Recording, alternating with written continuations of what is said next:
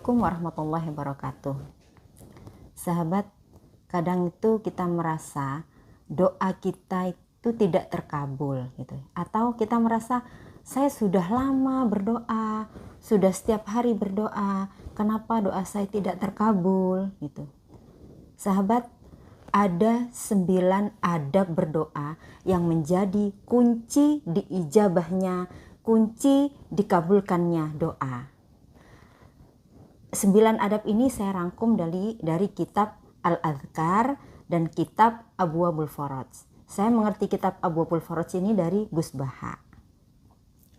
Dalam kitab tersebut dijelaskan ada waktu-waktu yang mulia untuk berdoa, di mana dalam waktu tersebut insya Allah akan diijabah doa.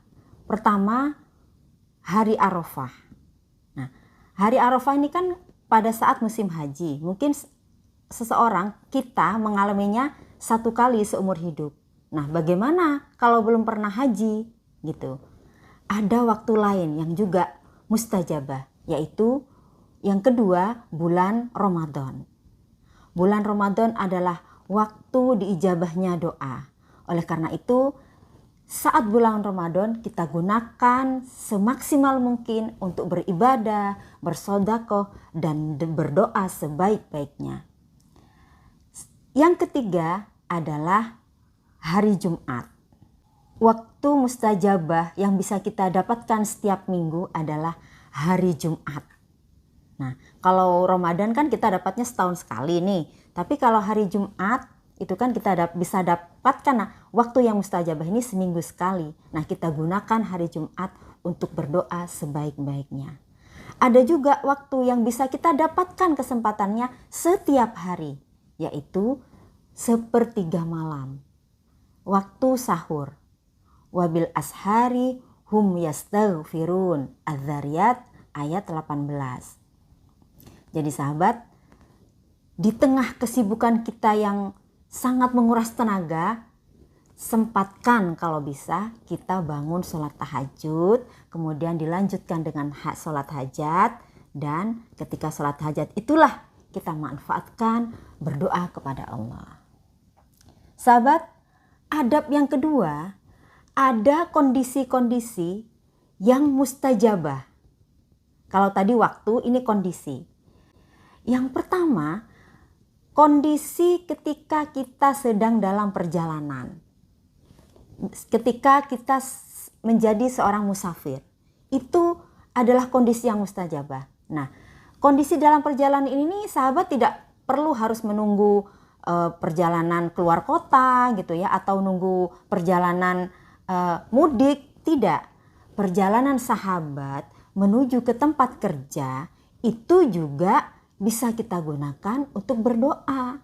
Jadi waktu di atas kendaraan, di atas KRL, di atas bis gitu ya, kita bisa berdoa. Tidak melulu kita habiskan waktu dengan media sosial ya sahabat ya. Kemudian kondisi yang selanjutnya, yang kedua, yaitu inda nuzulil ghaith, ketika turun hujan. Sahabat, waktu turun hujan, inda nuzulil ghaith, ternyata bukan hanya asik untuk ngopi saja. Waktu turun hujan adalah waktu yang mustajabah untuk kita berdoa. Karena itu, ketika hujan, kita nikmati hujan sambil berdoa ya sahabat. Selanjutnya, yang ini sahabat sudah pasti sudah tahu. Waktu kondisi yang mustajabah ketika sholat fardu dan ba'da maktubah, setelah sholat fardu. Ada waktu mustajabah lain, yaitu antara adzan dan iqomah. Antara adzan dan iqomah, tengah-tengahnya itu adalah waktu mustajabah untuk berdoa. Selanjutnya lagi, yang tidak kalah penting, waktu yang mustajabah itu, kondisi yang mustajabah ketika kita sujud. Nah, sujud dalam sholat ya sahabat ya. Jadi ketika sujud itu kita bisa selipkan doa-doa. Tapi ingat ya sahabat, ketika kita dalam sholat, sujud dalam sholat, itu kita hanya dibolehkan doa dalam bahasa Arab. Jadi sebaiknya sahabat berdoa memilih menggunakan doa-doa yang ada dalam Al-Quran maupun hadis. Oke sahabat, adab yang ketiga, menghadap kiblat. Jadi usahakan berdoa itu menghadap kiblat ya. Kemudian walaupun tidak kondisi sholat, misalkan pas ketika hujan gitu ya, kita menikmati hujan pengen sambil berdoa, kita cari arah kiblat gitu ya sahabat ya. Menghadap kiblat, menengadahkan tangan, kemudian setelah selesai berdoa kita usapkan dua tangan kita ke wajah kita. Kemudian adab selanjutnya, ini yang sudah umum kita ketahui, yaitu diawali dengan zikir, kemudian hamdalah, memuji kepada Allah, dan dilanjutkan dengan bersolawat kepada Nabi, baru kita berdoa. Jadi doa itu enggak ujuk-ujuk doa gitu ya sahabatnya. Lebih baik diawali dengan zikir dulu, baca-baca asmaul husna, subhanallah, walhamdulillah, Allahu akbar gitu ya. Kemudian alhamdulillah, memuji kepada Allah, baru kemudian berdoa. Selanjutnya adab yang kelima, berdoa dengan suara lembut. Jadi nggak terlalu pelan, juga tidak terlalu keras. Dan adab yang keenam, doa itu tidak perlu dipaksakan menggunakan dirangkai dalam kalimat-kalimat berbentuk syair atau sajak gitu ya.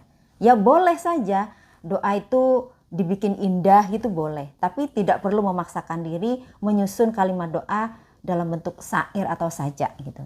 Sahabat, selanjutnya adab yang ketujuh, ketika kita berdoa itu lakukan dengan khusyuk gitu ya, diresapi artinya, kita ngerti arti doa itu. Kalau bahasa Arab bagaimana? Gitu. Kita harus coba cari tahu apa arti doa tersebut. Jadi kita resapi, kita tahu apa yang kita ucapkan gitu. Diresapi, kemudian dengan penuh kerendahan hati dan rasa takut kepada Allah. Ud'u rabbakum tadarru'an wa khufyah. Al-A'raf 55. Adab yang kedelapan, berdoa dengan penuh keyakinan dan harapan bahwa doa kita akan dikabulkan Allah. Jadi nggak boleh berdoa misalkan Rabbighfirli in syi'ta. Ya Allah, ampunilah dosaku ya kalau engkau berkehendak gitu. Nggak boleh sahabat ya. Ya Allah, berilah aku jodoh ya emang kalau engkau memberi gitu. Jadi dengan penuh keyakinan, ya Allah berilah aku jodoh ya Allah gitu.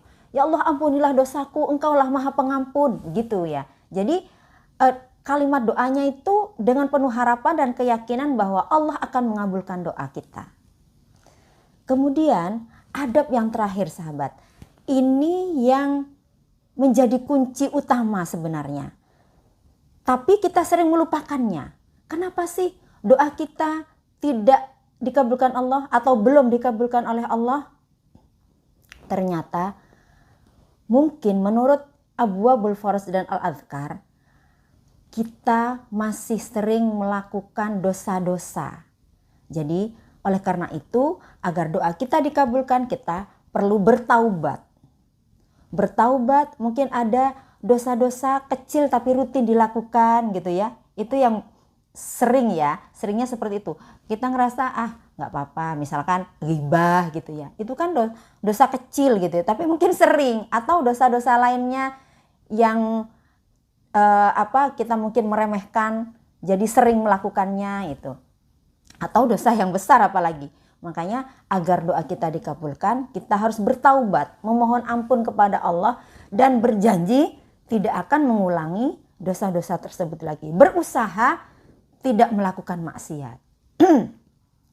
Makanya kadang kalau kita itu minta doa itu kepada ustadz atau ulama yang kita anggap punya kedekatan dengan Allah.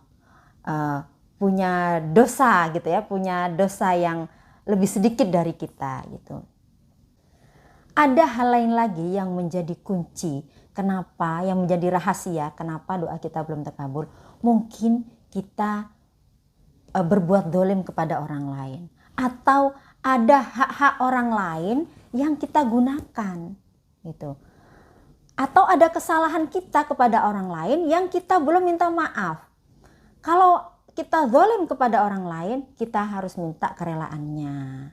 Atau punya hutang yang kita sudah janji mau membayar, ternyata kita nggak bayar dan tidak ada omongan gitu ya. Misalkan aku insya Allah bayar bulan Februari ya, ternyata sampai bulan Agustus gitu belum bayar. Nah itu bisa menjadi penghalang doa. Coba hutang kita minta kerelaannya, atau minta kalau memang belum bisa bayar, ngomong sama orangnya, maaf aku belum bisa bayar gitu ya. Kalau ada hak orang lain, kalau kita tidak bisa mengembalikan, sudah kepake misalkan, atau sudah dimakan, kita gunakan, kita minta kerelaannya. Kalau bisa diganti. Begitu juga dengan kesalahan-kesalahan kepada keluarga, mungkin kepada teman. Ini momen Ramadan, mau Idul Fitri, kita minta maaf gitu. Jadi kesalahan apapun yang rasanya kita berbuat salah, kita mintakan maaf kepada Allah maupun kepada sesama manusia yang bersangkutan. Selanjutnya yaitu mendekatkan diri kepada Allah. Gitu sahabat ya. Mendekatkan diri kepada Allah, kita berusaha berzikir, sholat di awal waktu gitu. Kita lakukanlah upaya-upaya untuk mendekatkan diri pada Allah. Atau mungkin yang biasanya ngajinya itu 1 halaman atau 2 halaman setiap hari, kita tambah 4 halaman setiap hari gitu. Allah tahu kok kalau kita itu berusaha mendekat gitu. Allah akan lihat kalau kita mendekat gitu. Makanya kadang ya seperti saya sebutkan tadi, kita minta doa itu minta bantuan ustadz, kiai yang kita anggap lebih dekat kepada Allah. Karena memang kedekatan kepada Allah memungkinkan doa itu kita terkabul. Sahabat, kalau kita merasa sudah melaksanakan semua adab-adab tadi dan sudah merasa berdoa di waktu yang tepat gitu ya, dengan kondisi yang mustajabah, dalam kondisi yang mustajabah, tapi kok belum terkabul, mungkin Allah merealisasikan doa kita dalam bentuk lain. Sahabat, Allah memperingatkan kita dalam surah Al-Baqarah 216, wa asa an takrahu syai'aw wa huwa khairul lakum wa asa an tuhibbu syai'aw wa huwa syarrul lakum wallahu ya'lamu wa antum la ta'lamun. Bisa jadi kamu membenci sesuatu padahal itu bagus buat kamu. Di situ banyak kebaikan untukmu. Walaupun kamu membenci. Bisa jadi kamu suka sesuatu tapi itu nggak baik untuk kamu. Allah lah yang maha tahu dan kamu belum tahu. Jadi sahabat, ketika kita berdoa itu kan kita mintanya yang bagus-bagus, yang baik-baik menurut kita. Tapi menurut Allah itu belum tentu bagus gitu. Bisa jadi yang kemudian yang Allah timpahkan kepada kita, misalkan aku padahal sudah berdoa A, kenapa Allah mengabulkan B? Aku nggak suka kondisi B ini gitu. Bisa jadi kita nggak suka kondisi B, padahal itu yang terbaik, yang cocok, yang sesuai untuk kondisi kita saat ini. Mungkin dari kondisi B yang kita nggak suka itu akan menghasilkan banyak kebaikan yang kita belum bisa ambil hikmahnya. Oleh karena itu, kita setelah kita berikhtiar, berdoa, kemudian selanjutnya kita pasrahkan kepada Allah. Apa yang Allah akan takdirkan untuk kita. Setelah itu, apapun yang Allah takdirkan kepada kita, kita ikhlas menerima, kemudian kita berhusnudzon kepada Allah. Kita berbaik sangka pada Allah bahwa inilah yang terbaik yang Allah takdirkan untuk kita. Nah, seraya ikhlas menerima takdir, kita tetap berusaha memberdayakan. Dengan kondisi yang ada, kita tetap memberdayakan diri kita, memaksimalkan kondisi yang ada, memaksimalkan potensi yang ada untuk terus beribadah dan memperbaiki diri dan terus mendekatkan kepada Allah. Demikian sahabat, jangan berputus asa, terus berdoa, berikhtiar dan berbaik sangka kepada Allah. Terus menjadi semakin baik dan semakin dekat kepada Allah, berbuat amal sebaik-baiknya dalam kondisi apapun. Wallahu a'lam bishawab. Wassalamualaikum warahmatullahi wabarakatuh.